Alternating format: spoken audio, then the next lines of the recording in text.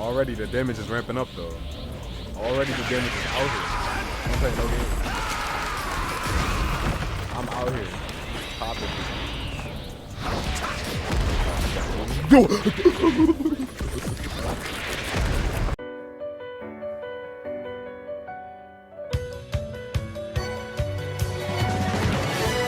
Now that the future has been saved from Mithrix Black, Goku's doormat, the Prince of All Saiyans, has come to be the final boss's warm-up. And in the spirit of using raw power to try and beat up your enemy, instead of skill, I found an even stupider challenge. Can you eat Mithrix ass with only attack items? The rules are easier than getting herpes. I can only get 3 healing and utility items. And I can only get those 3 items from this extremely helpful mod that I hopefully didn't forget to put in this part of the video. The requirements for this run will be the same as before. At some point, I'll have to travel to the hyperbolic time chamber, and I also have to kill Babidi with Final Explosion. So, today's episode of Dragon Slayer Verse should be pretty easy. Oh wait, these are his moves and stuff, you know, look at all his moves, they look all beautiful, look at that, Super Saiyan 3, God, wait, why he got Super Saiyan 3? I've been going, yeah, oh yeah, oh look, look at that, Rise and Sledgehammer, Empowered Key Trust, beautiful, Gallic Gun, Galaxy Breaker and this shit, oh, Saiyan Blood, ooh, yeah, look at that, Alright, let's go. Let's go! The first couple of runs were pretty much exactly what you'd expect from rubbing your hand over some broken glass. At the 3 deaths, however, I finally started to get an understanding of what I need to do to truly finish this run. Aside from being the best Xenoverse 3 player since Ninja, I realized that just like Vegeta, strategy was just as important as eating ass. A specific combination of items was needed to horrifically murder this planet's peaceful inhabitants. First, we needed the diamond of Now Vegeta is Stronger, which raises my close range damage by 20%. Second, you need to invoke post damage Nen by getting Razor Wire whenever you get a green item. This will help you clear out the ads that would normally try and overwhelm you. Whoa. You got too much dip on your chip? Luckily for me, I found the perfect combination. I found the Razor Wire and 4 crystals of Punch Harder. But then seconds later, I found the red item. But not just any red item. The item of all items, because I can choose whichever one I want. I chose the Static Shock costume.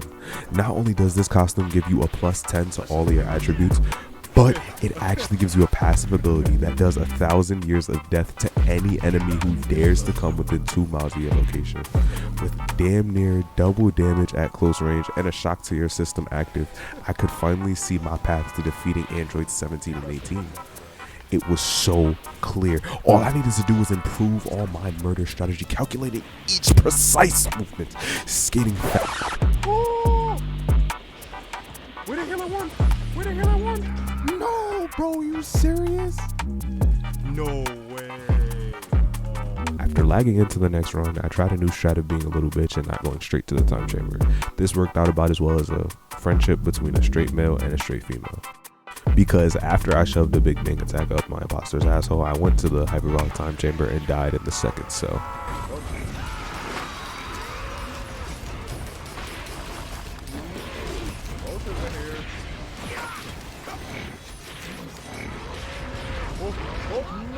Oh my gosh, the burn effect, bro. This defeat didn't stop an idiot like me though.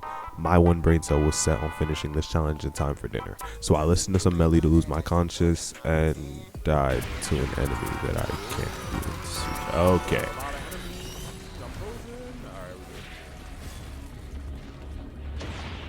He still hit me? Yo, he still hit me. How? After some furry hentai, I was back at it again and making some actual progress. And by actual progress, I mean getting shot in the forehead a lot. This game even tried to stop giving me healing drones as if that would stop a 300 IQ genius like me. But unfortunately for this game, my plan was set in stone and confirmed. I knew what items I needed, and being forced to run like a little bitch made me realize that the best play was actually stay in the same area for a longer amount of time so I could easily get my items set up. Once I got Super Saiyajin, I was confident enough to make it to the second area, which was usually going pretty good.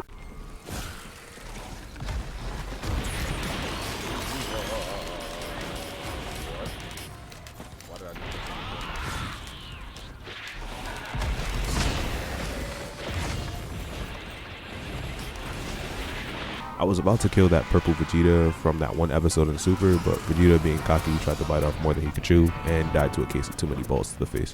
What?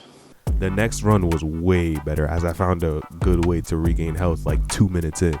This run already had potential to be the run that I put hot sauce into Samasu's nose, because with my health not constantly at 10%, I was actually able to turn into a Akari form and stomp on this planet. As I'd hoped, the plan of kill them before they kill you was working really well. So I got mad enough at Kakarot to unlock Super Saiyan, punched the Stone Titan so hard he gave up on life.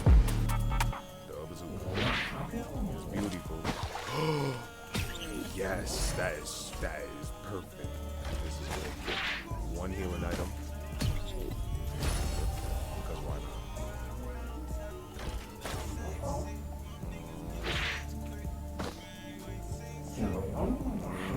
Should I really use one of my utility slots for like something like this? I think I should use it for something. This is absurd.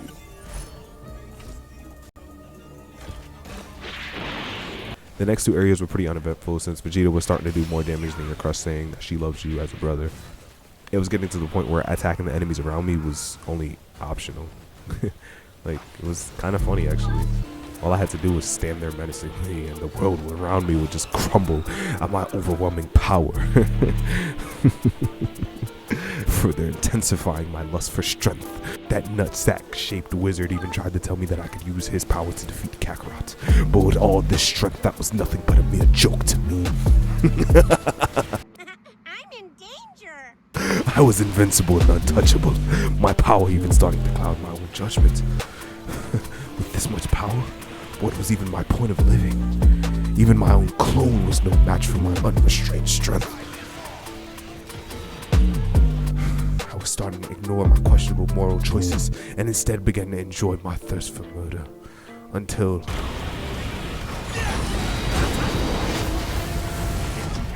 Wait, what? Are you serious? What? What happened? Bro. It's a hard knock. After a little bit of streaming on Twitch, you should follow me, by the way. I was back at it again with the white vans. Before hopping into the next run, I changed one of my modifiers to spawn double the enemies than normal. It usually makes the Saiyans gain power faster and only makes the game more difficult, so it's always worth the pain in my toenails. Now that I had a plan in mind, nothing would be able to stop my determination. With a goal and strategy ready, I was finally ready to give Mithrix a wet, embarrassing kiss on the cheek in front of all his friends. Right before going to practice, knowing that he's gonna get bullied for it. Nigga, what the fuck? From here on out, I was in a mode of godlike focus. My anime protagonist senses were beginning to tingle, and I could feel the power of my friends swelling under the surface. My strategy was refined, my anger was unleashed, and my booty hole clenched. Victory was within my wait, what? I didn't even have to pay for a trip to the bazaar since it had spawned already in this run, and I decided to head straight to the next area since I was low on items. Oh.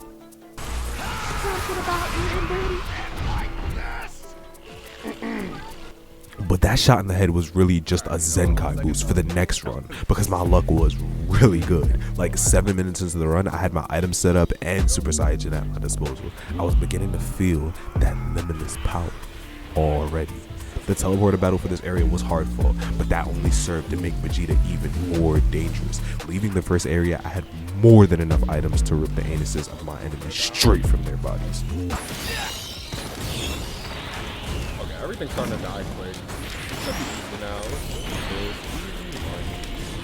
Not even worried. And just as expected, the next area was easier than something easy. Like, I don't know. I don't get paid to make fucking references. What the hell? It was so easy that I decided to accept Bobby's little power increase, which, like, okay, basically makes you go through anime flashbacks mid-fight.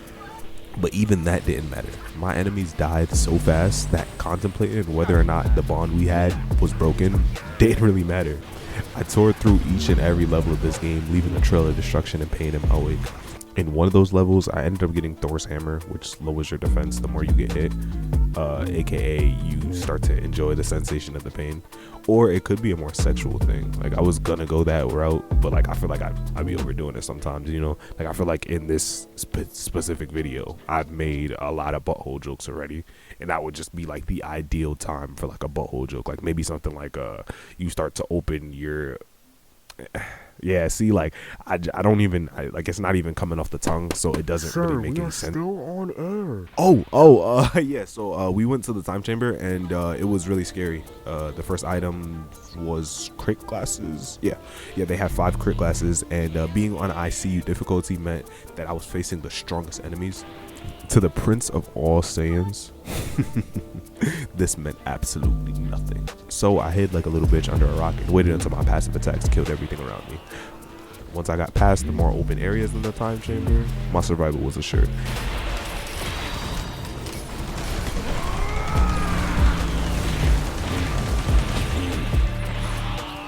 There were only a couple of ways that the enemies could try and attack me, and since literally any touch from me would instantly kill everyone around me, they didn't have much of a chance. Vegeta even began to surpass Babidi's control right before the final cell of the chamber, and things started to look up. Finishing this chamber gave me another kill skill in these daggers, right? Basically, these daggers chase and slaughter your enemies whenever you get a kill. AKA, if I get hit, I give the enemies a deadly paper cut. That then turns into an explosion that burns everyone within the vicinity until they get sliced in the face by a giant dagger. Wow, risk rain is pretty weird, huh? As you probably expected from this anime, after the time chamber, nothing was much of a challenge. I had so many items at this point that I didn't even know what to pick up anymore. I started to get some of these sniper bullets that give you like 20% extra damage to bosses, just to see whether or not it will work on 17 and 18. Normally, this is where I would cut to me dying horribly and wasting 2 hours of my life or something, but like, it never happened, you know? I didn't even have to attack anymore. Vegeta was damn near just a character from Bleach at this point. Like, the pressure from his power was enough to kill anything that was around him. It just didn't matter. Look at how like this boss spawns and then just like immediately dies from seeing him. Like, he doesn't even get a chance to attack. He didn't even really technically spawn in. He just died immediately. To be honest, I don't even want to talk about the last area because it wasn't even fair. They were dying so fast. I was just standing in the same place watching the carnage play out in front of me. And to be honest, I only got more and more OP. By the time I got to the moon, I had 21 sniper bullets and 10 guillotines.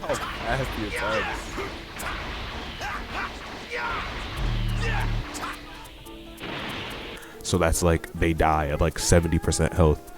Like, I want to tell you how hard the battle with Mithrix was, but it wasn't. He died in one hit.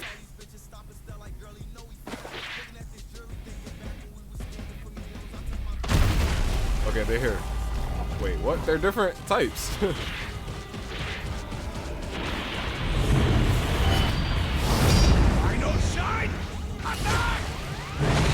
We won. It's over. It's over. If Mithrix died that quick, we won. I hit him with Gallic Gun and he just immediately just evaporated. Like, I did triple the damage needed to kill him in one singular hit. You know, like, his second phase didn't even get hit by me. He died from the status effects from the phase beforehand. But even with this being the case, Mithrix was the real winner because Babidi had seen my power and was afraid. He knew that my power was uncontrollable and untouchable and that soon I would come to destroy the moon. So he made a deal with Vegeta Black. After defeating him, I slowly realized that Vegeta Black had planned for this. Just like Frieza, he trapped me on the moon and forced me to wait for my inevitable death with the explosion. Oh wait, yeah, because I'm dumb high up, right? How do I leave?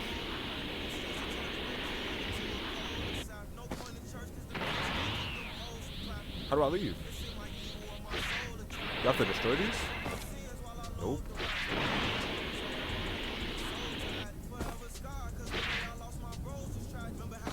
Bro, I can't leave. Vegeta was definitely the strongest Saiyan to live, but his arrogance and acceptance of Babidi's methods led to his death at the hand of something he couldn't control. Or maybe I just glitched the game because I killed Mithrix too fast. Thanks for watching this video all the way to the end. Make sure to sub if you did and give my Twitch a follow so you can pop out to watch me be trash at other games too. If you made it here, make sure to put the Saiyan Prince will not fall again in the comments so I can give your comment a wet grandma kiss on the cheek. See ya.